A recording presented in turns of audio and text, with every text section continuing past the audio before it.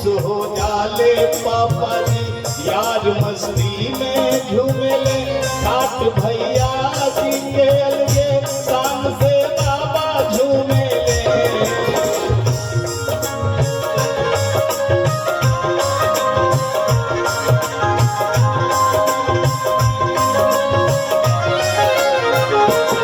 सबके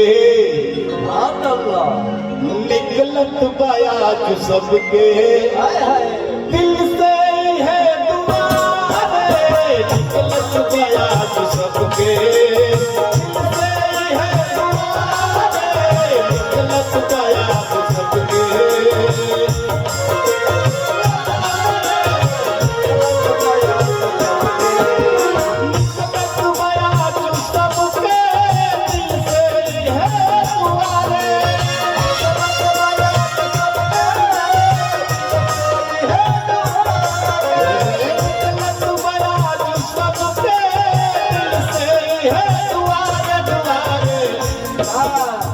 जोड़ी रहे सलामत, जोड़ी रहे सलामत, सलामत रहे जहां रे, जोड़ी रहे सलामत, सलामत रहे जहां रे, जोड़ी रहे सलामत। दूल्हे का सेहरा सुहाना लगता है, दूल्हे का सेहरा सुहाना लगता है।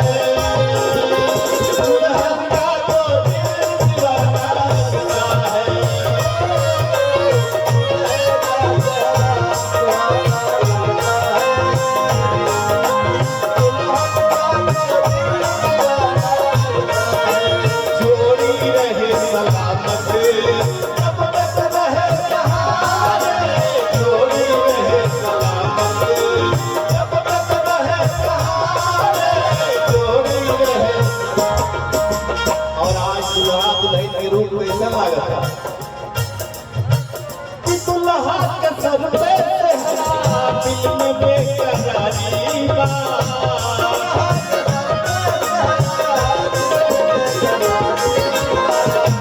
ऐसन सजल बराती देखत दुनिया सारी बा।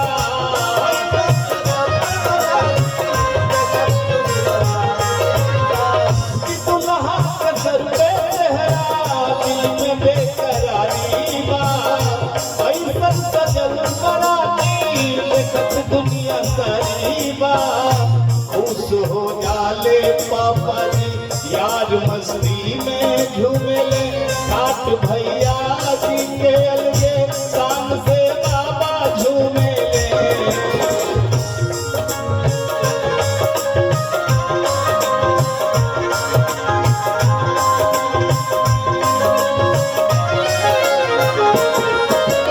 मौसम भई सुहाना, मौसम भई सुहाना, खुशबू भई हवा रे, मौसम भई सुहाना, खुशबू भई हवा रे, निकलत बयाज सबके। मुबारक हो तुमको ये शादी तुम्हारी, मुबारक हो तुमको ये शादी तुम्हारी, सदा खुश रहो दुआ है हमारी। और बड़ी प्यारा पुरस्कार आदरणीय बड़े भाई श्री शालिग्राम दुबे जी आपकी तरफ से तहे दिल से सम्मान स्वागत, आदरणीय चाचा जी की तरफ से आशीर्वाद। यही तरह चरण बंदन बा। मुबारक हो तुमको ये शादी तुम्हारी, सदा खुश रहो तुम दुआ है हमारी। गलत बयाज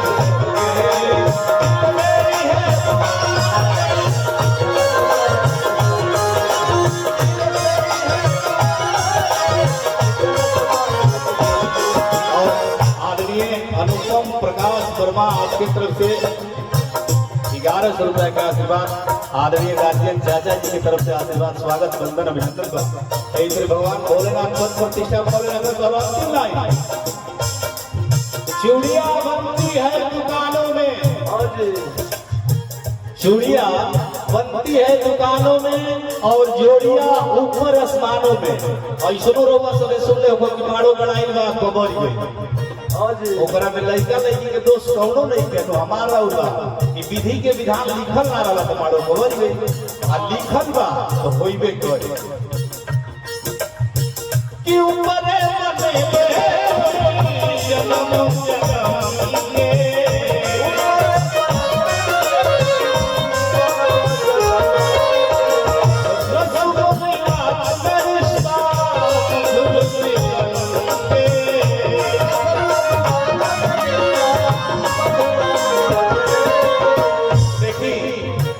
बहु घर में आवेगी और 3 गो लाल एक साथ एगो घर में प्रवेश करेगा। बताइए महाराज जो घर के रौनक कैसा होला।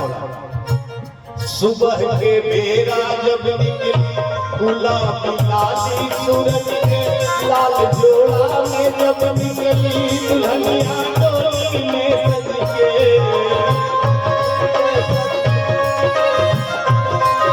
सुबह के बेरा जब निकली गुलाबी लाली सूरज के लाल जोड़ा में जब निकली दुल्हनिया डोली में सज के अब ये दुल्हा के संगतिया लोग सकेता पर लगले असो के लगन में ते तो पार हो गइले। अब हमनी के स्थिति देख पहिए कि दुल्हा के आज हंस के दुल्हा के आज हंस के दुल्हा के आज हंस के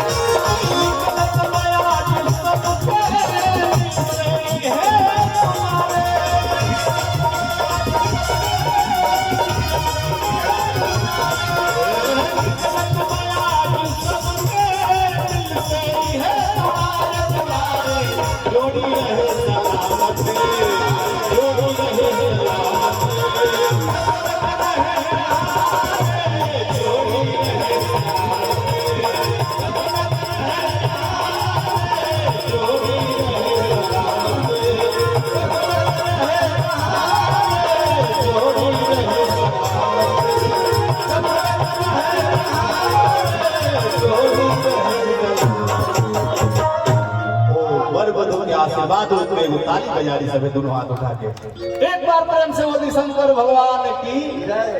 और बहुत ही प्यारा गायिका छोटी बहन रेणु जी।